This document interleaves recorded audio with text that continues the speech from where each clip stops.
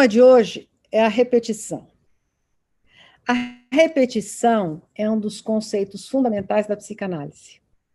Durante a análise, o analista induz o analisando a rememorar a sua história para ele parar de se repetir. Só a rememoração permite se livrar da repetição. E eu quero estabelecer uma relação entre o que acontece no plano subjetivo e no plano social, no plano do país.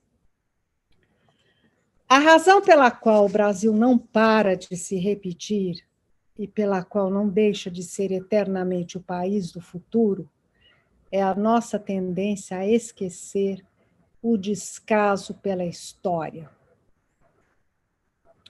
A atualidade dos fatos é importante, mas ela pode ter uma função encobridora. Quem hoje fala do que aconteceu em Mariana há apenas 3 anos atrás, do rompimento da barragem que causou maior impacto ambiental e privou de água toda a população do Rio Doce, mais de 200 municípios. Quem hoje fala do rompimento da barragem de Brumadinho, que foi o nosso maior acidente de trabalho, nada menos do que 300 vítimas, e os que perderam os seus ainda não foram devidamente indenizados. Se é que é possível indenizar devidamente alguém por esta perda. O Brasil não para de se repetir porque ele desqualifica a memória. A desqualificação é tal que o Museu Nacional pegou fogo e, com ele, o crânio da Luzia, o fóssil mais antigo da América do Sul, 13 mil anos. O crânio foi incendiado e quase inteiramente destruído. Mariana, Brumadinho, que foi uma tragédia anunciada, Luzia, tudo isso está relacionado e diz respeito à repetição. Há uma repetição cujas causas precisam ser analisadas para sustar as suas consequências nefastas. E agora eu vou responder à consulente que me fez pensar no tema da repetição. Me constrange assumir que sou invejosa. Nunca ninguém percebeu isso. E todos sabem que odeio os invejosos. Me envergonho do meu sentimento, que também acomete minha mãe. O pior é que sinto inveja das pessoas de quem eu mais gosto, as que torcem pela minha alegria. Dou conselhos aos meus amigos para que sejam felizes, mas, no fundo, desejo que não sejam mais felizes do que eu. Os outros me veem como uma pessoa extremamente autossuficiente, segura, poderosa, quando eu sou bem pouco feliz. Ajude-me a extirpar a inveja de dentro de mim. Sentimento, amiga, a gente não extirpa, a gente analisa. A ação que permite escapar à inveja não é de natureza cirúrgica, e sim psicanalítica. O e-mail que você me enviou deixa claro que o seu sofrimento tem a ver com sua mãe. Para se livrar dele, você precisa se debruçar sobre a sua relação com ela. Só assim poderá descobrir por que é vítima de uma paixão que te contraria e não é propriamente inveja. Preste atenção, o invejoso, o que caracteriza já o invejoso é que ele não quer que o outro tenha o que ele não quer ter. Você, a diferença do invejoso, deseja ter a felicidade que deseja aos amigos. Sofre porque precisa ser mais feliz do que eles, por não ser campeã na maratona ilusória da felicidade. Você é vítima do seu narcisismo, mas pode deixar de ser. Só me enviou este e-mail porque está pronta para mudar.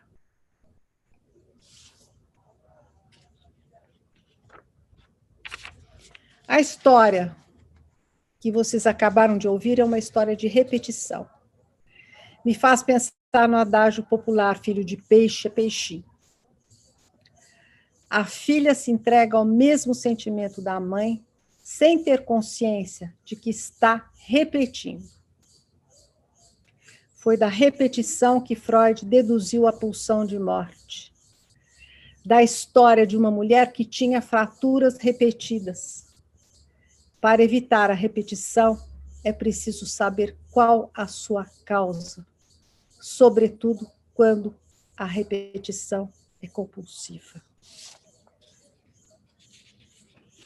Como no caso do consulente exibicionista ao qual eu respondi.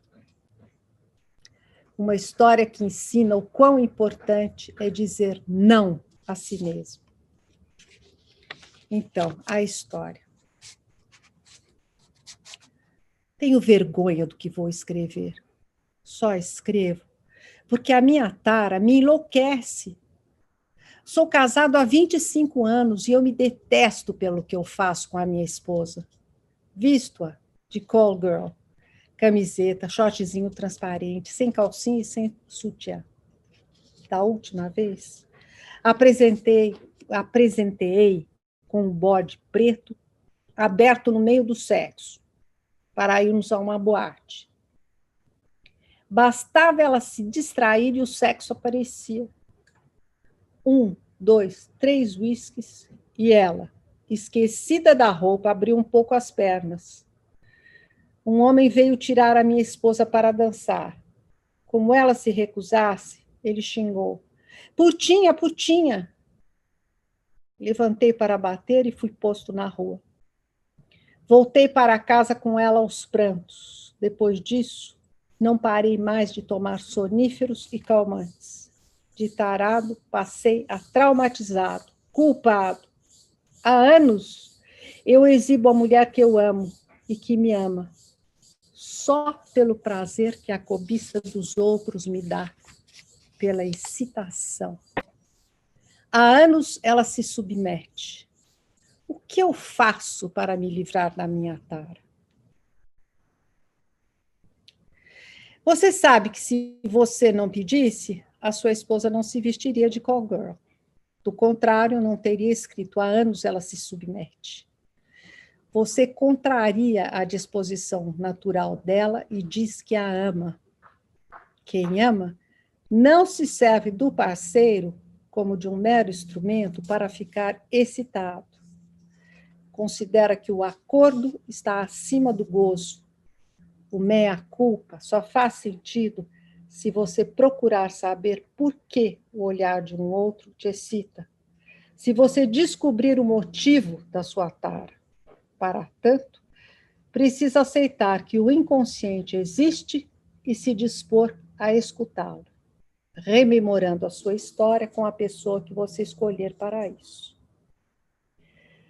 Há duas razões pelas quais alguém que tem uma conduta autodestrutiva insiste nela. Ou por não querer abrir mão do gozo que a conduta propicia, ou por não poder admitir que está sujeito a algo que lhe escapa e determina os seus atos, o inconsciente. Não é fácil admitir que não somos donos de nós mesmos. Preferimos fazer de conta que não cometemos um lapso ou um ato falho, a considerá-los e aprender com eles. Poderíamos tomá-los como sinais úteis para nos reorientar. Ao introduzir o conceito de inconsciente, Freud sabia que encontraria resistência, pois estava infligindo aos seus contemporâneos uma ferida narcísica Por isso justificou mais de uma vez a necessidade e a legitimidade do novo conceito. Freud foi um resiliente, acima de tudo. Queira ou não, o inconsciente faz e fala por nós. Quem renuncia à paixão da ignorância e dá ouvidos a ele, se torna mais livre. Por que não ousar a liberdade? Por quê? Até!